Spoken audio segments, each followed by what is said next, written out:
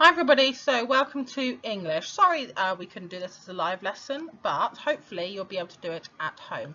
So this is we're going to do a lesson about picking out keywords from a text, and this is where we do our magpie words. So we're picking out all the key vocabulary from the text, and this is where we write, we highlight in our books, and then we try and pick out all the keywords, and then we write them on magpie and sheet, and we stick them on the wall. So let's get started. So what we're going to do is we're going to pick two colours. We're going to pick red. We're going to pick out any key vocabulary, and we're going to highlight it red, and we're going to pick blue to see how we can start a sentence. Okay, so on Google Classrooms I have put the link, I have put the text, so if you can print it out, you can print it out and you can highlight some of these words.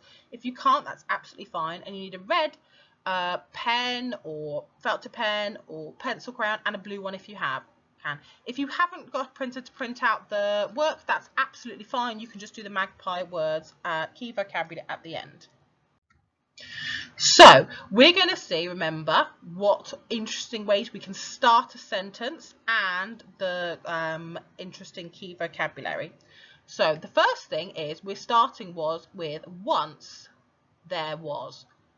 Okay, we're not starting with once upon a time. It's slightly different, and I actually quite like it. It's not always the same once upon a time. Once there was, and then we've got an adjective to describe the princess, a happy princess. So once there was a happy princess, and it's telling you that she was really happy. She loved to play by the river. It's not just she liked, she loved to play. It didn't just say she's playing by the river. She really likes playing by the river with her golden ball. So they're describing the ball and telling you what colour it is. I can actually almost in my head see a picture of a gold ball that's like sparkling.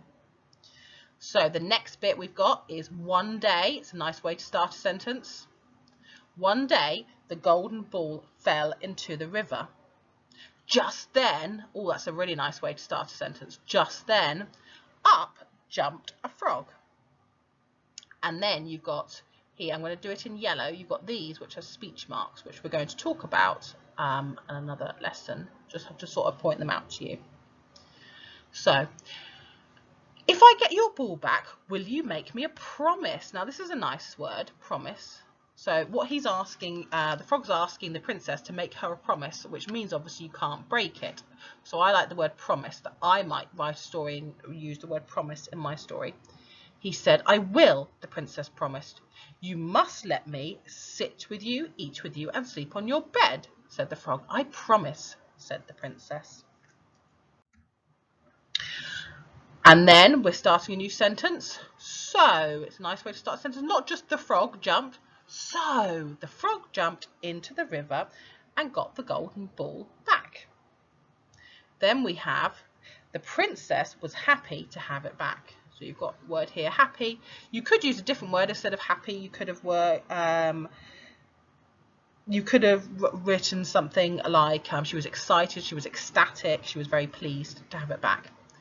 Then we've got a nice sentence starter here, the next day. I like that. We haven't just written the frog jumped up to the castle. The next day, so we know that it's on the next day. The next day, the frog jumped up to the castle. And the word jumped is a nice word. We haven't just got the frog went into the castle, he jumped up to the castle. So you can really see the frog like jumping up. The princess, I would like to sit with you. He said, yuck, she said, and we've got an exclamation mark here. That's a really, it's a nice word. You could also have used a word like disgusting or other word to describe what, how the princess was feeling. Then you've got, if you make me a promise, you must keep it, said the king. So you've got here again, you've got so there, and you've got so here. So the princess let the frog sit with her. Then, now you've got another start of a sentence. Then the frog said, Princess, I would like to eat with you too. So you could have just said, the frog said, but it makes it much nicer to start the sentence when instead of just the frog, or the princess, then the frog said. Yuck, said the princess. You must keep your promise, said the king. And again, you've got here, so The princess let the frog eat with her. And you've got again, then. Then the frog said, I would like to sleep on your bed too. Yuck, said the princess. You must keep your promise, said the king. So the princess let the frog jump on her bed. So again, the frog's not going to climb onto her bed. He's a frog, so he's going to jump, isn't he? Oh, that should be in red. Then you've got a nice sentence starter then, just then. So it makes you think that, oh, it's happening right now. Just then, the frog turned. So it's describing that he's actually turning back into a prince. A spell, well, like that spell, had turned him into a frog. The princess had kept her promise and she'd broken the spell. I like that. You can really almost see that the spell, like I did with the wand, that the spell had been broken. There's my little wand. And you could see that it was broken. The princess and the princess fell in love and they got married, and they kept the ball in the golden castle too.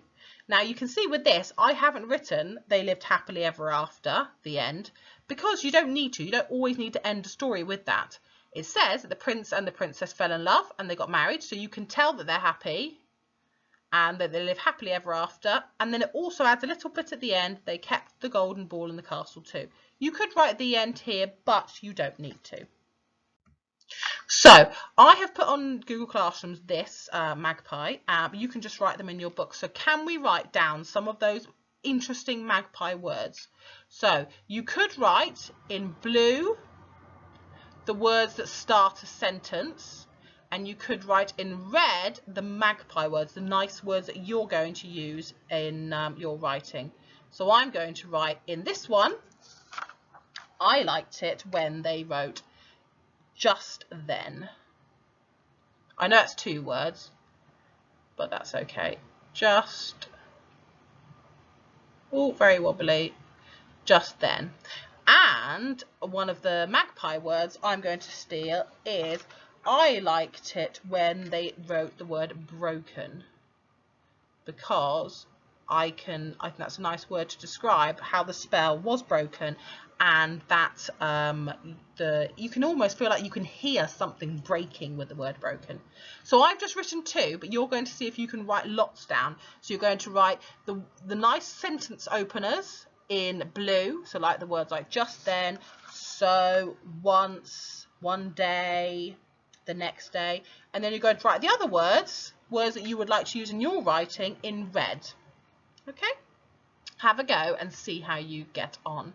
And hopefully we'll go back to live teaching very soon. Bye for now.